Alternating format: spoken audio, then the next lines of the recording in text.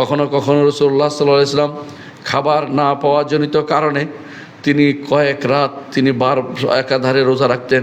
রমাদান মাসেও যেহেতু তাদের খাবারের অভাব ছিল, সেই জন্য কোনো খাবার অভাব হলেও সওম পালন করা বন্ধ করতে পারবেন না। কোনো কারণে সওম পালন করতেই হবে, রাসূলুল্লাহ সাল্লাল্লাহু আলাইহি ওয়াসাল্লাম যেভাবে করতেন। রাসূলুল্লাহ সাল্লাল্লাহু আলাইহি ওয়াসাল্লাম তিনি রমাদান মাসে সফর করতেন। তার সফরগুলি বেশিরভাগ না সবগুলিই ছিল আল্লাহর জন্য এবং আল্লাহর সন্তুষ্টির জন্য।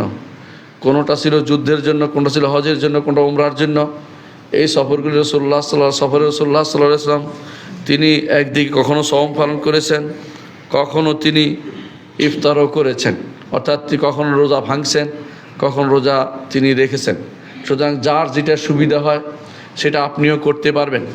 কারো সামর্থ্য বেশি আছে শরীরের, সেই ব্যক্তি শরীর শক্তি সামর্থ্য ভালো, সেই ব্যক্তি যদি সওম অবস্থায় রোজা রাখে, তার যদি সওম পালন করে, সে রোজা রাখে যদি কোনো রমাদানে, তাহলে আর কষ্ট না হলে সেটা ভালো।